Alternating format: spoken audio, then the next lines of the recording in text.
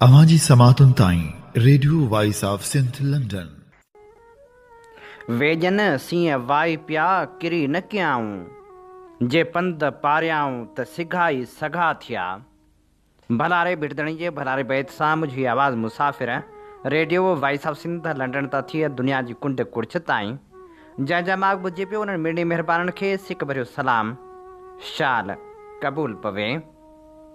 13 नवंबर 2025 ख़मीस जे ॾींहुं प्रोग्राम सोच वीचार साण करे आऊं अव्हां जी ख़िदमत में हाज़ुर अव्हां जो पंहिंजो मेज़बान हबीब लगारी। प्रोग्राम जी शुरूआत में अव्हां इहा ई दुआ त शार जितो जो सुख सलामती सां जो कॾहिं बि ॾुखियो ॾींहुं न ॾिसो ऐं कॾहिं बि अव्हां जूं मुल्कूं मेरूं न थियनि। दुनिया जी कुंड कुड़छ में जिते बि रहो सिंध लाइ, सिंध वासियुनि लाइ ऐं दुनिया जे मसरूं माण्हुनि लाइ जा खोड़ींदा रहो। शायदि अव्हां जा ख़्वाब तहबीरनि सां लाव लही सघनि। कानून लागू कंदड़ इदारा जॾहिं बि पंहिंजा फ़र्ज़ विसारे हुक्मरान धुरियुनि जी कमदारी करणु लॻंदा आहिनि या वरी बासर धुरियुनि जे हुकम जा ताबे बणिजी वेंदा आहिनि, तॾहिं अवाम सां नाइंसाफ़ियूं रोज़ जो मामूल बणिजी वेंदियूं आहिनि। ॿियनि इलाइक़नि जी कहाणी भले कहिड़ी बि हुजे, पर साॻिड़ो उहो बदनसीब ख़ितो आहे जिते अॼु बि इदारा आवाम जे ख़िलाफ़ रहिया आहिनि। ज़ुल्म ऐं बरबरे जी इहा कहाणी का नई त नाहे। ही उहा ई सरज़मीन आहे जिते जॾहिं हुर तहरीक हली पए तॾहिं बि इदारा आवाम जे ख़िलाफ़ हुआ ऐं आवाम जे ख़िलाफ़ ऑपरेशन थींदा हुआ ऐं अॼु बि उहा ई साॻी कहाणी आहे। हीउ उहो ई शहरु आहे जिते चुटारियूं सान्हे में मारिजी वियल 3 ॼणनि जा लाश 5 ॾींहंनि ताईं शहर जे विच चौक ते रखियल हुआ ऐं मुतासिर माण्हू सिर्फ़ु इहो ई मुतालबो करे रहिया हुआ त असांखे इंसाफ़ ॾियो, जवाबदार गिरफ़्तार करियो ऐं जवाबदारनि ख़िलाफ़ केस दाख़िल करियो। पर पुलिस बासर धुरियुनि जे हुकम जे ताबे हुई ऐं पुलिस पहिरें ॾींहं खां जीअं केस दाख़िल करणु थे चाहियो तीअं ई दाख़िल थियो। मुख्य जवाबदार ख़िलाफ़ का बि कार्रवाई थी न सघी। बिल्कुलु ईअं ई जीअं डॉक्टर मारूफ़ लगारी खे शहीद कयो वियो त उन बाद बि पुलिस जी साॻी लापरवाही बरक़रार रही ऐं पुलिस अॼु बि मुख्य जवाबदार खे गिरफ़्तार करे नाहे सघी। हाणे जॾहिं पुलिस हथां हिकु उस्ताद जो बेरहमानो क़त्ल थियो आहे तॾहिं बि पुलिस मुख्य जवाबदार खे गिरफ़्तार करण लाइ तयारु ई नाहे। हे उहे सान्या आहिनि जंहिंखे वक़्तु वरी वरी वरजाए थो ऐं वक़्तु हुक्मरान जी बेहसी ते मुस्कुराए बि थो ऐं अवाम जी बेहसी ते ॻोढ़ा बि ॻाड़े थो। पर छा कजे, वक़्त जी उन बेरहमी में न त अवाम सुजाॻी जा सॾ वरनाए थो, न वरी उहे माण्हू जिन खे ध्यानु धरणु खपे उहे ध्यानु धरनि था। ज़िंदगी जे सफ़र में वरी बि अवाम आम माण्हू भोगनाऊं भोगे थो। आम माण्हू ॾुखियाईनि खे मुंहुं ॾिए थो, उहो ई आम माण्हू जंहिंखे इंसाफ़ किथे ऐं कॾहिं बि नथो मिले। उस्ताद जे क़त्ल वारे वाक़े ते नामियारो शाइर महर डिबाई लिखे थो, गवर्नमेंट हाई स्कूल शहदादपुर जो हेड मास्टर जाम अज़ीज़ जखरो हिकु थाणे जे एसएचओ ऐं संदसि मख़सूस वाठण तां गिरफ़्तार ऐं हिकु राति में टार्चर सबबि शहीद थी थो वञे। तोड़ जो इहा ख़बर हिकु साह ऐं 2 सेकंडनि में पढ़ी वञे पई, पर उन 2 सीटनि जी ख़बर पोयां दर्द जो अणखुटंदड़ सिलसिलो आहे जेको लफ़्ज़नि में बयानु नथो करे सघिजे। अज़ीज़ जखरो सिर्फ़ु हिकु उस्ताद कोन हुयो बल्कि उस्तादनि जो हेड हुयो। उनजो मतिलबु थियो त एतिरो त अहल हुयो जंहिंजे करे खेसि हेड मास्टर करे रखियो वियो हो। ख़बर नाहे त अज़ीज़ जखरो कहिड़ो गुनाह कयो हुयो, या त मोहतरमा जी शाज़ पोयां साज़िश हुई, या त 27वीं तरमीम जो ड्राफ्ट ठाहींदड़ हुयो, या त साॻड़ ज़िले खे मनशात पहुचाईंदड़ हुयो, या मनशा जे पैसनि मां SSP या DIG जो हिसो हड़प कंदड़ हो, या त टंडे आदम में जुआ जो वॾे में वॾो अॾो हलाईंदड़ हुयो, या त शहदादपुर में 500 खां मथे रजिस्टर मनशात फ़रोशनि जो अॻवान हुयो, या त मक़सूदे खां वठी शाहपुर चाकर सिंझोरे टंडे आदम साॻड़ समेत सॼे ज़िले में अफ़गाननि जो सहूलियतकार हुयो। मतिलबु त वॾो को गुनहगार हुयो, या त उन्हनि सभिनी कबीरा ॾोहनि खां बि को वॾो ॾोह कयो हूंदाई जो हिकु टके जे एसएचओ ऐं संस वाहियात ऐं दादागिरी स्टाफ मुक़दस पेशे सां लाॻापियल उस्ताद खे बेरहमाने तरीक़े सां क़त्ल करे छॾियो। उस्ताद जी इज़त ऐं अज़मत सिर्फ़ु बाअदब ऐं बहितरीनु माउ पीउ पारां कयल बहितरीनु तरबियत वारो सम्झी सघे थो। एसएचओ दलवाणीअ जे वैशाणे अमल मां त महसूसु थियो त उन बदनसीब शख़्स जो पंहिंजो किरदारु त बदतरीन हुयो, पर संस तरबियत कंदड़ बि के चङा कोन हुआ। सोचां थो त कंहिं खां कहिड़ो मुतालबो कजे। उन्हनि कमीशन पास ऑफिसरनि खां जेके मनशा जे भत्ते जो बि वेगाणा बणिजी इंतज़ारु कंदा आहिनि, जिन जे जिस्मनि ते वर्दियूं सिर्फ़ु वॾेरनि जी सनी करण लाइ सजायल आहिनि। सागड़ ज़िलो जंहिं आज़ादी वारी तहरीक में अंग्रेज़ खे लोही चणा चबराया हुआ, उन ज़िले खे सियासी क़यादतनि मनशा जो गढ़ बणाए छॾियो। ॾहेसरनि खे आइस जो मवाली करे छॾियाऊं। मुंहिंजूं समूरियूं हमदर्दियूं उस्ताद अज़ीज़ जखरे जे वारसनि सां आहिनि ऐं संस ॿिनि मासूम ॿारनि सां। सच त मुंहिंजो वस पुॼे त एसएचओ दलवाणी ऐं संदसि समूरनि वाठनि खे साॻे तरीक़े सां बिजली जो करंट ॾेई राह रबानी रवानो कयां, पर आउं बि हिन बदतरीन ऐं बद तहज़ीब सिस्टम जो सिर्फ़ु तमाशबीन आहियां। आउं समाज जे हर बाशऊर खे गुज़ारिश कंदुसि त उस्ताद अज़ीज़ जे वारसनि सां गॾु बीहो जीअं मज़लूमनि खे इंसाफ़ मिली सघे। कोशिश कयां थो त शहदादपुर वञा ऐं उस्ताद जे वारसनि खे भाकुर पाए ताज़ियत करियां। हीअ असीं अवां जे समातनि जी नज़र करे रहिया हुआसीं नामियारे शाइर महर डिबाए जो लिखियल ख़ूबसूरत लेख। अवां जी समातुनि ताईं radio voice of Sindh London. अवीं ॿुधी रहिया आहियो radio voice of Sindh London. अवां जी ख़िदमत में प्रोग्राम पेश कयो पियो वञे सोच वीचार जे हिन सफ़र में आऊं अवां सां मुखातिब अवां जो पंहिंजो मेज़बान हबीब लगारी। जीअं तव्हीं चङी रीति ॼाणो था त असीं radio voice of Sindh London तां अवां जी ख़िदमत में उहे प्रोग्राम पेश कंदा आहियूं जिन में सचाई जा सॾ हूंदा आहिनि, जिन में तारीख़ जा अमल वर्क हूंदा आहिनि। असीं चाहियूं था त सफ़र सफलता माणे, जंहिं लाइ असांखे अवां जे साथ ऐं सहकार जी ज़रूरत आहे। अचो इन सफ़र में असां सां हमक़दम बणिजो। असांजा प्रोग्राम वधि में वधि दोस्तनि ताईं पहुचायो त जीअं सचाई जो हीउ सॾ घर घर ताईं पहुची सघे। उन सां गॾोगॾु असांजे यूट्यूब चैनल खे ज़रूरु सब्सक्राइब करियो। 27वीं आइनी तरमीम तोड़े जो नवाज़ लीग सरकार पारां इस्टेब्लिशमेंट जे आशीर्वाद सां आंदी वई आहे, पर उनजो वॾे में वॾो लाचार त पीपल्स पार्टी खे बि हो। 5 मेंबर पूरा करण लाइ पीपल्स पार्टी कहिड़ियूं कहिड़ियूं कोशिशूं कंदी रही, इहो बि त अजीब अलमियो आहे। पीपल्स पार्टी सां वास्तो रखंदड़ सीनियर अॻुवाण सैयद ख़ुर्शीद शाह बीमारी जे बिस्तर हवाले आहे। संदसि तबियत न त इहा इजाज़त ॾिए थी त हू सफ़र करे। संदसि तबियत अहिड़ी आहे जो बकौल साईं कैम अली शाह जे त कंहिं वक़्तु बि सरप्राइज़ ॾेई सघे थो। उन बावजूदि उहो क़ौमी असेंबली जे इजलास में पाण खणाए पहुतो। व्हील चेयर ते पहुतल सैयद ख़ुर्शीद शाह जी तबियत न त अहिड़ी हुई जो हुआ अहिड़े इजलास में शरीक थिए हा, पर पीपल्स पार्टी खे एॾो लाचार हो जो खेसि अचण ते मजबूर कयो वियो, जंहिंजे करे हू पाण खणाए बि क़ौमी असेंबली पहुतो। आइनी तरमीम वसीले आइन जो क़त्ल कीअं कयो वियो, इन बाबति नामियारो लेखक ज़ाहिद हुसैन लिखे थो। पाकिस्तान पंहिंजे माज़ी में केतिरा ई भेरा ॾिठो आहे त फ़ौजी डिक्टेटर आइन खे या त मुअतल कयो या मुकमल तौरु ख़तमु करे छॾियो। जनरल ज़ियाउल हक़ जो इहो कोल त आइन का ॿी शइ नाहे, रुॻो हिकु काग़ज़ जो टुकड़ो आहे जंहिंखे आउं जॾहिं चाहियां फाड़े सघां थो। ताक़त सां गॾु ईंदड़ गुरूर ऐं तहक़ीर जो वाज़े इज़हार हो। उन आइन लाइ जेको 1973 में चूंडियल पार्लियामेंट गॾियल तौर ते मंज़ूरु कयो हो। जनरल ज़िया जी वफ़ात खां पोइ 1988 में आइन बहाल कयो वियो, जेतोणीकि उन में कुझु तरमीमनि सां उन जी बहाली कई वई। जनरल परवेज़ मुशर्रफ बि आइन खे 2 भेरा मुअतल कयो। पहिरियों भेरो 1999 में ऐं ॿियो भेरो 2007 में, जॾहिं त ॿिए भेरे संस क़दम खे क़ानूनी तहफ़ुज़ न मिली सघियो। हू कुझु महीना वधीक इक़्तिदार में रहियो, पोइ आइन वरी बहाल कयो वियो। पर हैरत जी ॻाल्हि इहा आहे त अॼु जेको कुझु चूंडियल पार्लियामेंट तरफ़ां कयो वियो आहे, उहो माज़ी जी कंहिं बि फ़ौजी हुक्मरान खां बि वधीक ख़तरनाक आहे। 26वीं आइनी तरमीम ताक़त जे टिनि इदारनि जे तवाज़न खे सख़्तु नुक़सानु पहुचायो हो। जॾहिं त 27वीं तरमीम आइन खे अमली तौरु मारे छॾियो आहे। इहो सभु कुझु वॾे भाउ जी निगरानी हेठि जल्दी में कयो पियो वञे।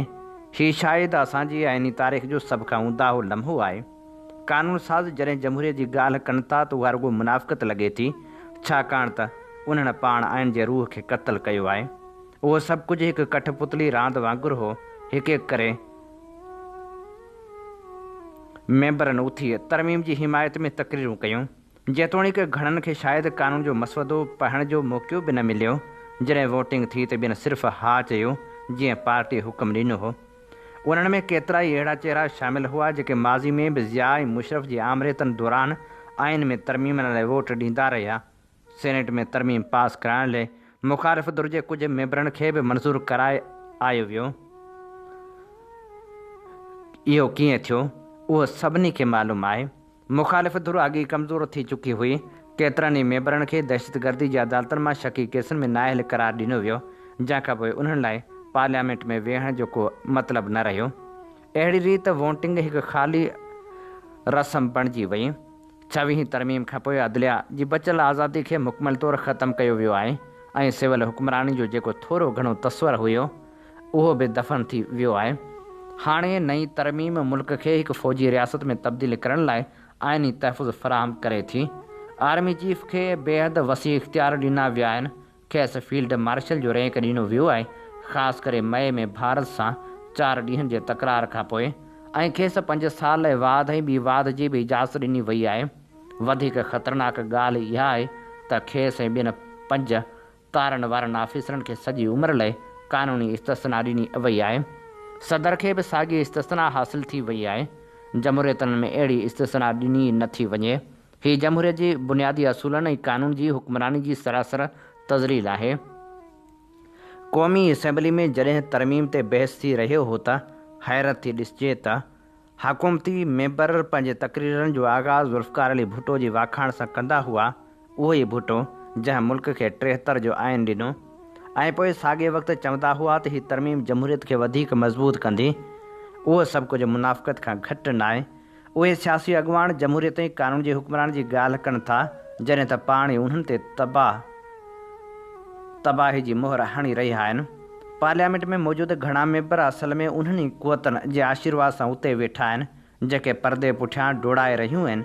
मूं हिकु ॾींहुं अॻु हिकु सीनियर मुस्लिम लीग नून अॻुवान खां पुछियो त तरमीम बाबति छा ख़्यालु आहे, त हुन चयो त खेसि ख़बर ई त नाहे उन में छा लिखियलु आहे। कुझु वफ़ाक़ी वज़ीरनि बि ज़ाती तौरु तस्लीम कयो त उन्हनि खे बि तफ़सील न ॿुधायो वियो। सॼे मामले खे ॻुझे तरीक़े सां अॻिते वधायो वियो। हीअ आहे असांजी जमहूरियत जी असुलु हक़ीक़त। हिकु अहिड़ी हुकूमत हेठि जेका जाली चूंडनि ज़रिए आई आहे। इन समूरे अमल में सभ खां मायूस कंदड़ किरदारु पीपल्स पार्टी जो रहियो, जेका हुकूमत जो हिसो न हुजण बावजूदि गॾियल इक़्तिदारी बंदोबस्त में शामिल आहे। उहा साॻी पार्टी आहे जेका आइन जे बानी हुजण ते फ़ख़्रु करे थी, पर हाणे उन जे अॻुवाणनि पाण ई उनखे लताड़े छॾियो आहे। बिलावल भुट्टो ज़रदारी जो दलील आहे त हीउ सभु कुझु चार्टर ऑफ डेमोक्रेसी 2006 जो हिसो हो, पर उहो दलील बिल्कुलु बेमाना आहे। 27वीं तरमीम चार्टर में मौजूदु जमहूरियत आइन जी बालादस्ती जे उसूलनि जे सरासर ख़िलाफ़ु आहे ऐं मुल्क खे आमराणी रियासत ॾांहुं वठी वञी रही आहे। हाणे वॾो सुवालु इहो आहे त छा सुप्रीम कोर्ट आइन जी हिफ़ाज़त लाइ अॻिते ईंदी या न। जॾहिं त अॻी 26वीं तरमीम क़बूलु कंदे अदलिया जी आज़ादी खे कमज़ोर कयो वियो आहे। अफ़सोस जो इहो सभु कुझु वफ़ाक़ जी वहदत खे बि ख़तरे में विझी चुको आहे।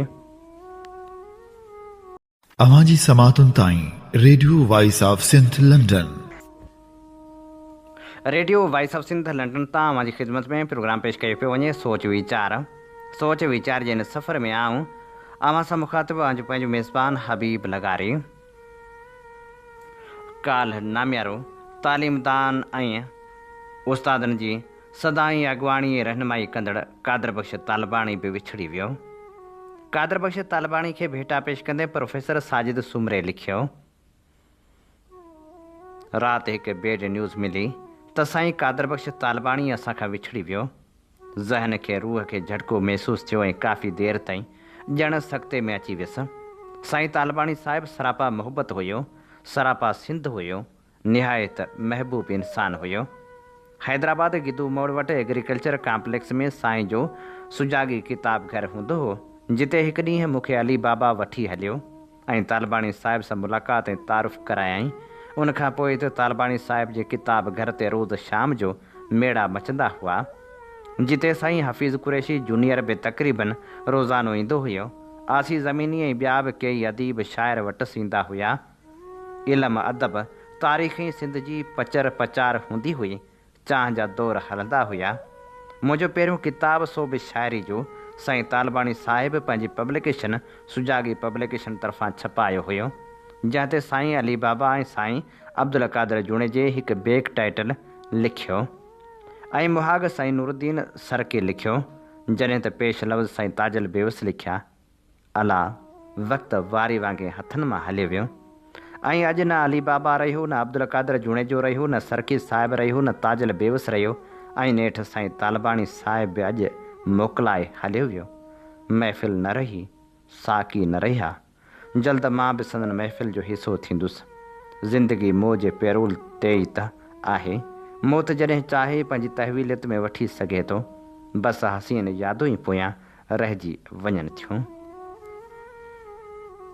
सियारे जा सर्द ॾींहं शुरू थिया आहिनि शिकार लाइ। अरब शिकारियुनि बि सिंध जा पंध पुछाइण शुरू कया आहिनि। ख़ासि तौर ते कोहिस्तान वारे इलाइक़े में अरबनि जा कटक लहण लॻा आहिनि। अरब शिकारी जॾहिं बि शिकार ते ईंदा आहिनि त अकेला ईंदा आहिनि। अकेला छो ईंदा आहिनि, सवाल इहो बि आहे। उन सां गॾु संदन ख़ानदान वारा या घर वारियूं गॾु छो न आहिनि हूंदियूं। उन्हनि खे तलूर पखी या हरण जो गोश्त पसंदि न आहे, पर असल कहाणी कुझु ईअं आहे त अरब शिकारी जॾहिं शिकारगाह में ईंदा आहिनि त महल खां परे ख़ीमा बस्ती क़ाइमु कई वेंदी आहे, जिते ॿिनि पहरनि खां पोइ शिकार शुरू कयो वेंदो आहे। शिकार में शकरा, घोड़ा, कुता ऐं बाज़ इस्तेमालु थींदा आहिनि।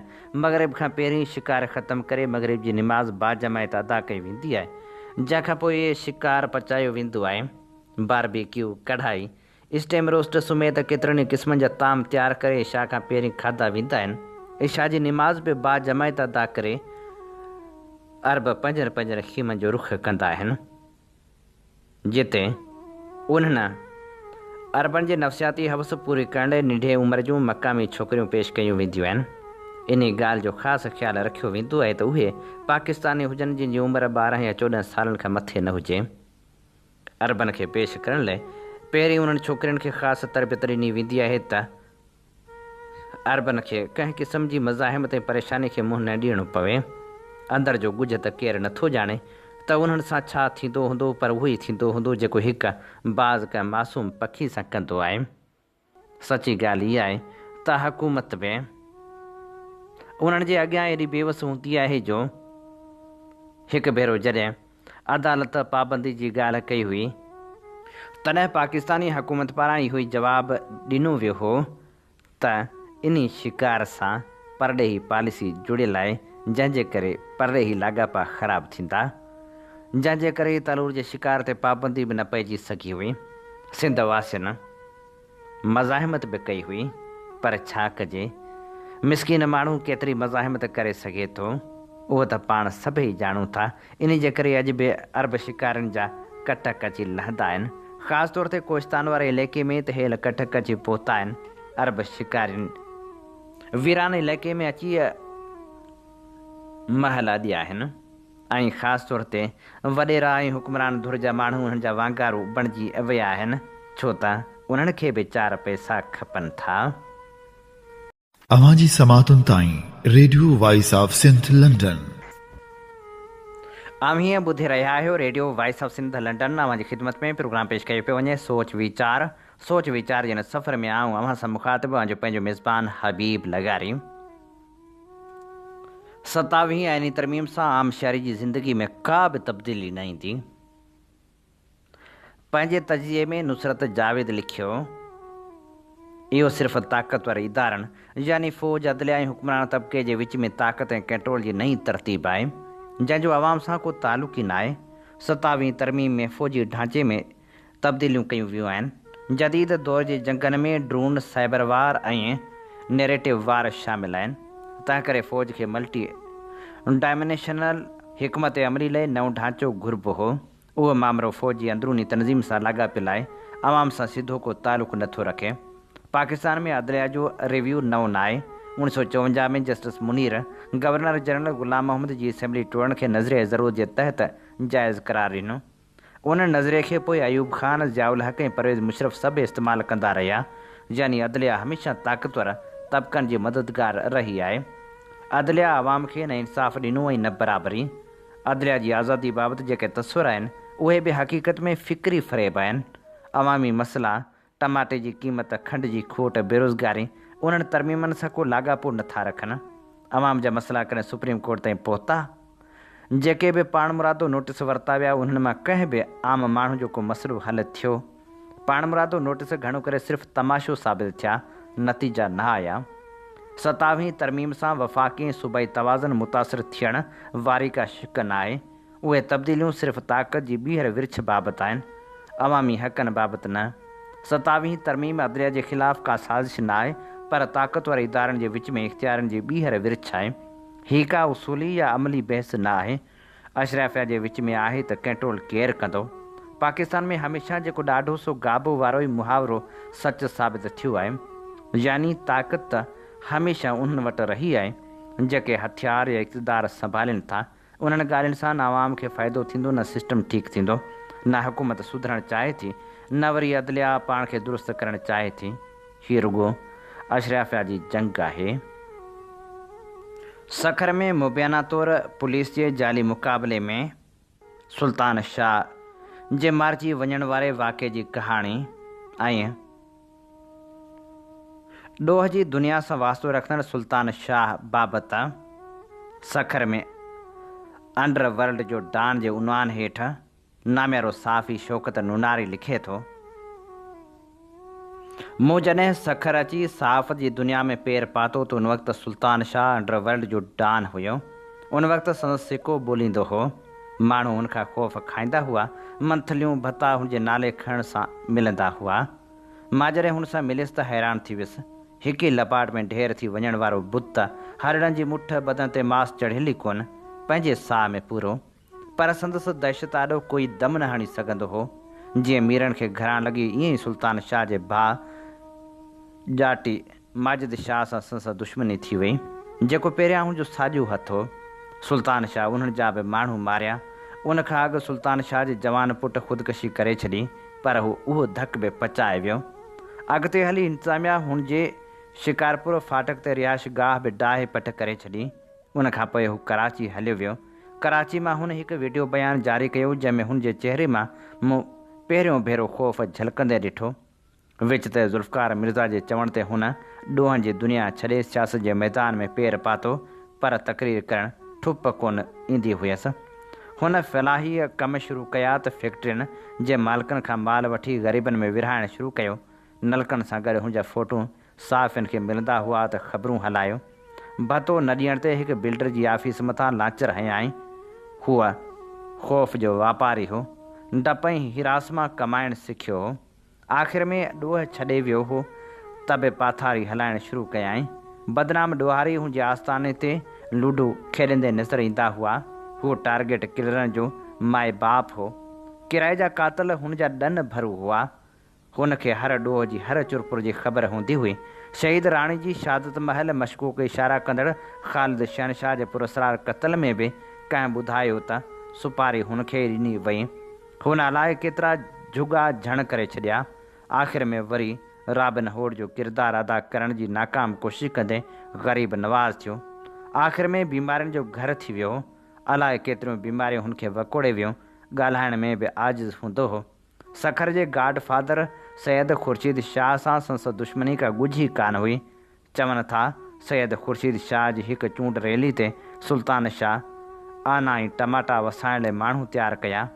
इहा ख़बर साईं ख़ुर्शीद शाह खे पई जेको दुश्मनी कॾहिं विसारींदो न आहे।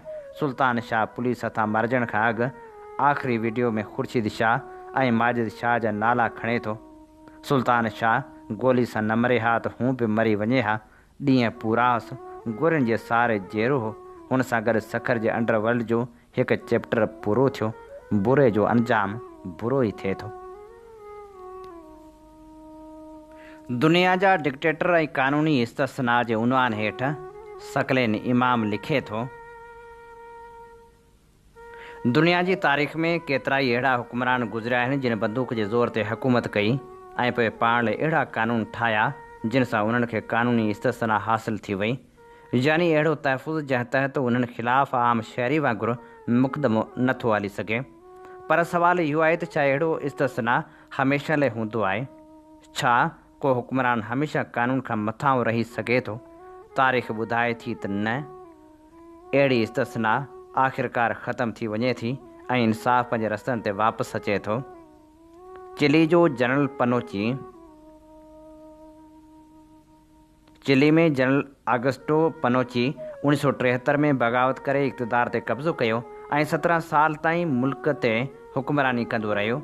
संदसि दौर में ठाहियल 1980 जे आइन तहत खेसि सेनेटर बराए ज़िंदगी बणायो वियो, जंहिंसां खेसि आइनी इस्तिस्ना हासिल थी वई, यानी संस ख़िलाफ़ु को बि केस हलाइण लाइ सुप्रीम कोर्ट जी इजाज़त लाज़मी हुई। उहो तहफ़ुज़ कुझु वक़्त ताईं त कमु आयो, पर जॾहिं 1973 वारे कारवाने मौत केस में सियासी क़ैदियुनि जे क़त्ल जा सबूत मिलिया त 2000 ईस्वी में चिली जी सुप्रीम कोर्ट संस इस्तिस्ना ख़तमु करे छॾी।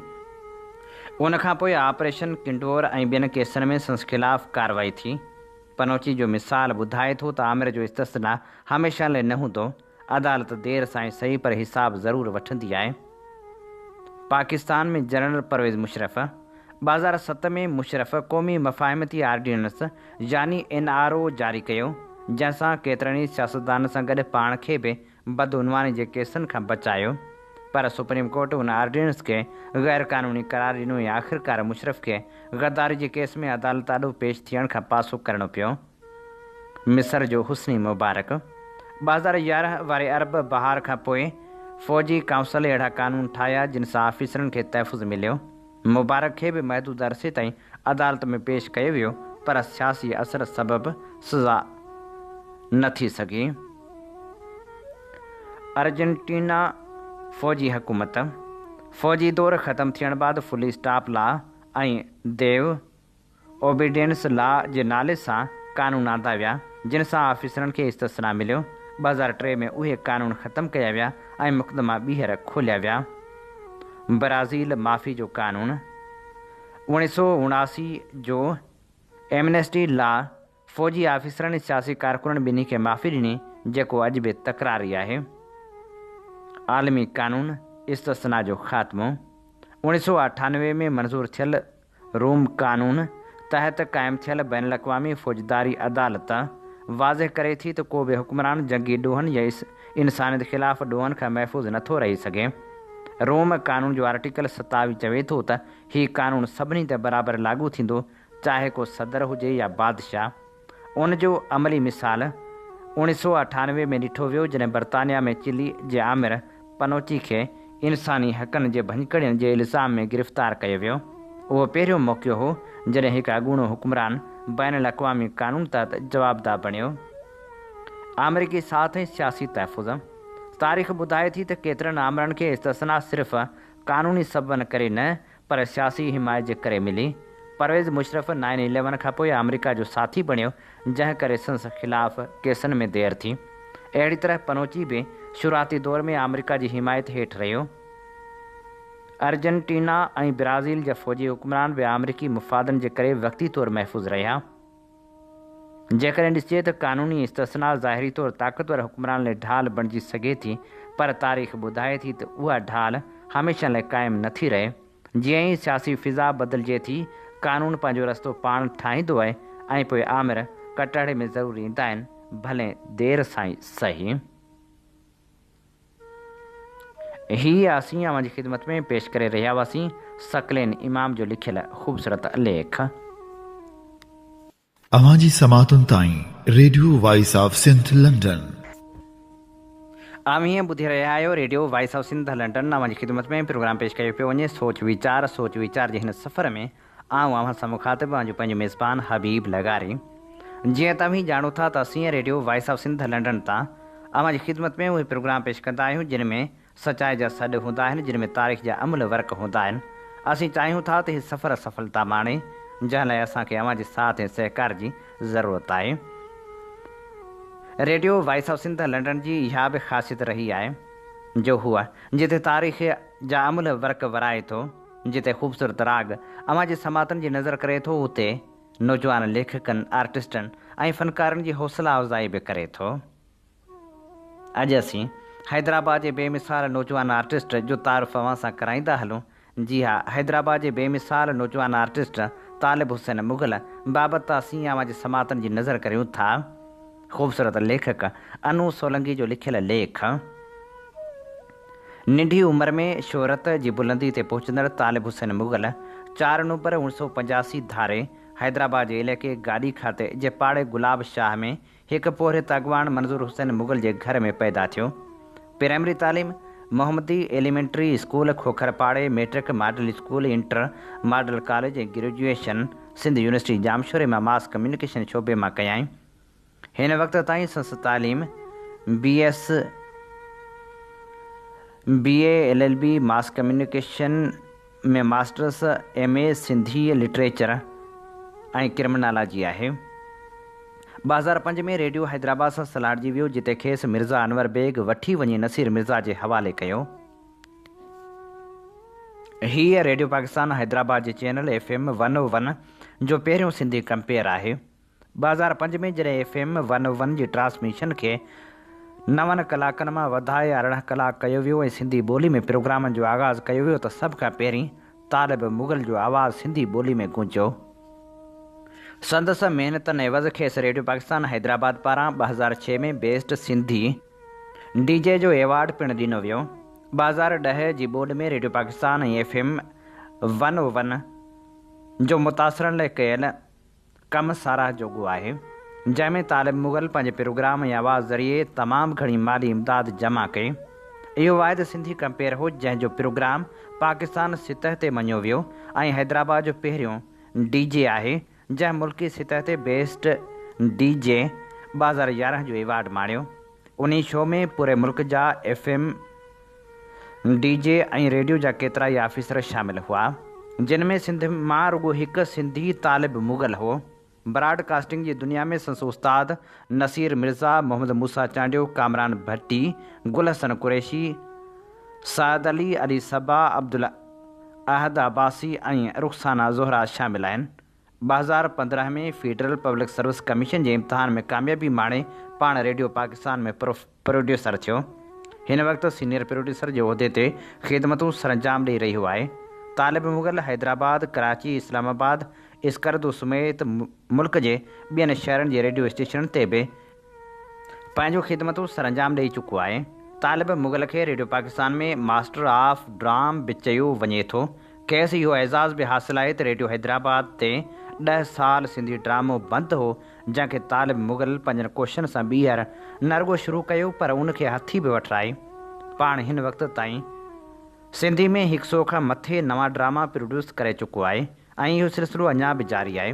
संदसि तारीख़ी कमु इहो आहे त पाण ज़ाती दिलचस्पी तहत 1970 खां वठी 2005 ताईं जेके बि सिंधी ड्रामा स्पूल टेप ते मौजूदु हुआ ऐं मिली सघिया, उन्हनि खे डिजिटलाइज़ करे कंप्यूटर में महफ़ूज़ कयो आहे।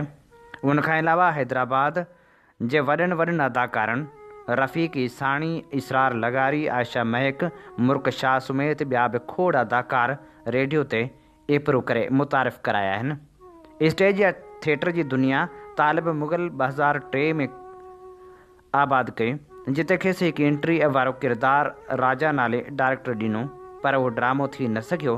तंहिंखां पोइ तालिब मुग़ल अख़बारी दुनिया में पेर पातो, जिते पाण अंग्रेज़ी अख़बार रीजनल टाइम में न्यूज़ कंपोज़र थी रहियो। उनखां अलावा काफ़ी अरसे ताईं अख़बारनि में कालम बि लिखंदो रहियो आहे। 2014 ऐं 2015 में संस 2 किताब पिणु छपजी मार्केट में आया। हिकु सिंधी जहिड़ा आहियूं जे नाले सां ऐं ॿियो अंग्रेज़ी में हुयो। संदसि 3 किताब अञा पेंटिंग में आहिनि। अख़बारी दुनिया में संस उस्ताद अली हसन, फाज़िल चन्ना, जानी ख़ासकेली ऐं नासिर शेख आहिनि। रेडियो ते प्रोड्यूसर थियण खां पोइ 2016 में ज़ुल्फ़कार हिस्पाणी खेसि रफ़ीक ईसाणी सां मिलायो, जंहिंखेसि स्टेज ड्रामनि में असिस्टेंट सां गॾु खयो। स्टेज ते अदाकार तौरु ख़ालिद कलियार मौक़ो ॾियारियो। तालिब मुग़ल बतौर स्टेज अदाकार पहिरियों ड्रामो 2023 में कयो। हिन वक़्तु नरगू हैदराबाद स्टेज जो हिकु कामयाबु ऐं वॾो अदाकार आहे, पर पाकिस्तान जे वॾनि शहरनि में पिणु स्टेज करे चुको आहे। स्टेज जी डायरेक्शन बि करे रहियो आहे। हिन वक़्त ताईं संस मशहूरु ड्रामनि में घातू घर न आया, रूपलो कोल्ही, मूमल राणो, सोरठ, राय ॾियाच, तुलसी, गुमराह, बेवह, समझोतो, होशू ऐं ॿिया केतिरा ई शामिल आहिनि। खेसि 2024 में स्टेप्स पारां बेस्ट स्टेज एक्टर जो एवॉर्ड बि ॾिनो वियो। इहो सिलसिलो फ़िलहालु जारी आहे। टीवी या स्क्रीन जे शौक़ ते तालिब मुग़ल खे रेडियो ऐं स्टेज ॾांहुं आंदो। संस टीवी ते कैरियर जो आगाज़ असिस्टेंट डायरेक्टर तौरु 2006 में KTN ते आमिर शाह सां गॾु थियो, जिते तालिब मुग़ल, साबिर लगारी ऐं सफदर अब्बास हिकु टीम जी हैसियत में कमु कंदा हुआ। दी मिरर, कोलाज ऐं दी लेट नाइट शो वग़ैरह कंदा रहिया। उनखां अलावा बतौर अदाकार रियाज़ राजड़ तालिब मुग़ल खे मौक़ो ॾियारियो। तालिब मुग़ल सिंधी चैनल ते न रुॻो डायरेक्टर रहियो आहे, पर बहितरीनु अदाकार पिणु आहे। हुन न रुॻो सिंधी ड्रामनि पर उर्दू ड्रामनि में बि अदाकारी कई आहे, जेको सिलसिलो अञा ताईं जारी आहे। ज़ाती तौर ते तालिब मुग़ल जी दिलचस्पी फिल्म मेकिंग वारे पासे आहे। पाण 2020 में पंहिंजी फिल्म प्रोडक्शन हाउस जो बुनियादु रखियो। हिन वक़्त ताईं मुख़्तलिफ़ शार्ट फिल्मूं ऐं टेलीफिल्म ठाहे चुको आहे ऐं ठाहे रहियो आहे। संस हिन वक़्त ताईं कामयाबु फिल्मूं इंक्वायरी ऑफिसर, शार्ट कट ऐं क़िस्मत शामिल आहिनि। हीअ असीं जे समातनि जी नज़र करे रहिया हुआसीं अनु सोलंकी जो लिखियलु लेख। इन ते ई प्रोग्राम सोच वीचार जो वक़्तु पुॼाणी ते पहुचे थो। पंहिंजे मेज़बान हबीब लगारी खे ॾींदा इजाज़त इन साॻी दुआ सां। वसे भिट तुंहिंजी भलारा सदा, सदा देस परदेस सारा वसन। कॾहिं सींद सिंधी न मेरी थिए, कॾहिं मोड़ कंहिंजा न मुरझाए अचनि। अवां जी समातुनि ताईं radio voice of Sindh London